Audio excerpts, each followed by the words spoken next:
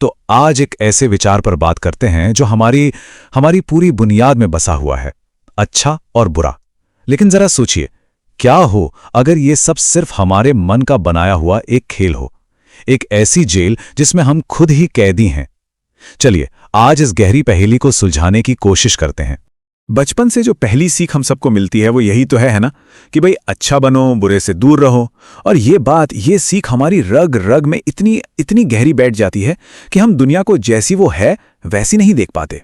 हम बस उस पे सही और गलत का ठप्पा लगाते रहते हैं। अब ये जो सवाल है ये थोड़ा सा बेचैन कर सकता है। क्यों? क्योंकि ये हमारी पूरी की पूरी परवरिश पर एक सवालिया निशान लगाता है।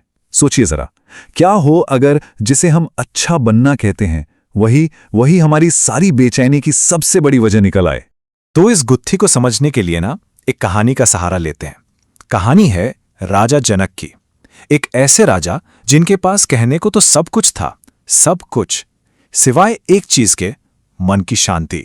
मतलब जरा सोचिए, राजा जनक की जिंदगी में कोई कमी नहीं थी।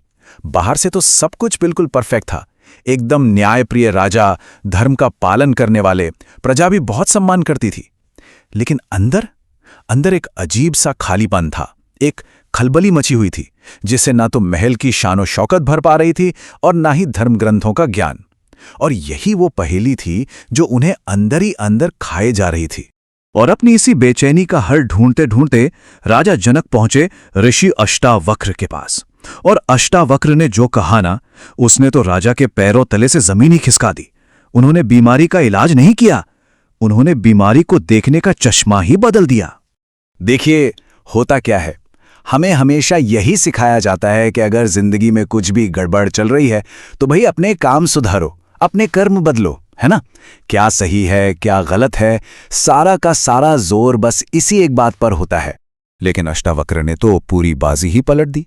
उन्होंने कहा, राजन, असली समस्या आपके कर्मों में है ही नहीं, वो तो आपकी नजर में है।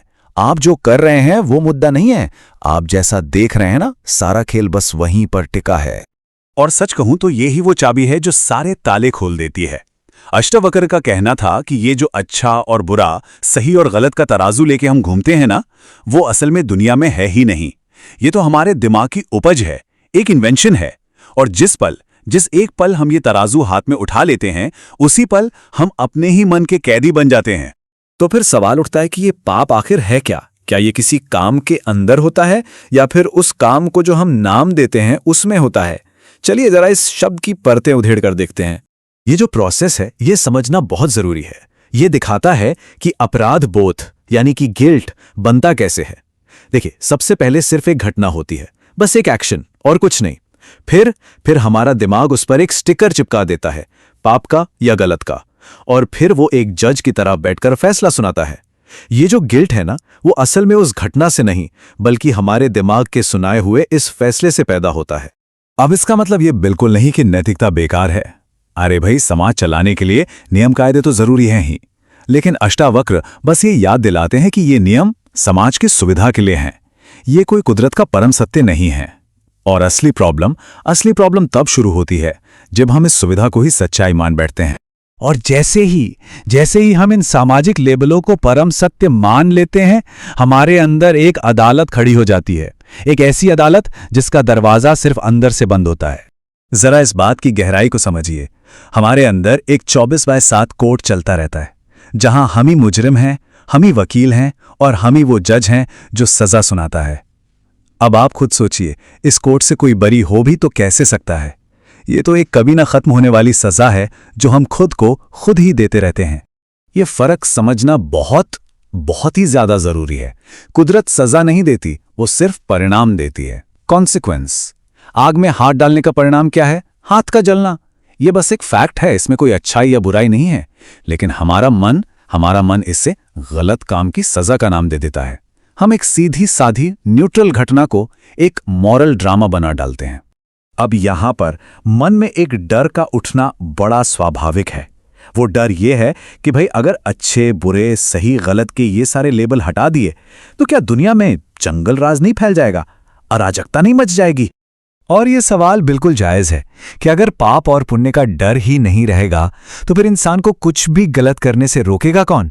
क्या हर कोई बेलगाम नहीं हो जाएगा? और अष्टावक्र का जवाब सीधा इस डर की जड़ पर चोट करता है। वो कहते हैं कि डर से कभी जागरूकता पैदा नहीं होती, डर से तो सिर्फ छिपाने की कला आती है। जो इंसान डर के साए में जीता है वो अंदर से बट जाता है, टूट जाता है। असली समझ, असली संतुलन किसी नियम या सजा के डर से नहीं आता, वो आता है चीजों को साफ साफ जस का तस देख पाने से।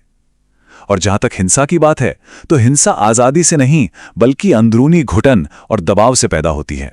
तो फिर इस पूरी बात का सार क्या निकला? यही कि मुक्ति, या जिसे हम आजादी कहते हैं, वो कोई इनाम नहीं है जो अच्छे काम करने के बाद मिलेगा। ये कोई भविष्य की मंजिल नहीं है जिसे हमें हासिल करना है। मुक्ति तो वो सच है जो हमेशा से यहीं मौजूद है, बस हमारे मन के शोर में कहीं दब गया है।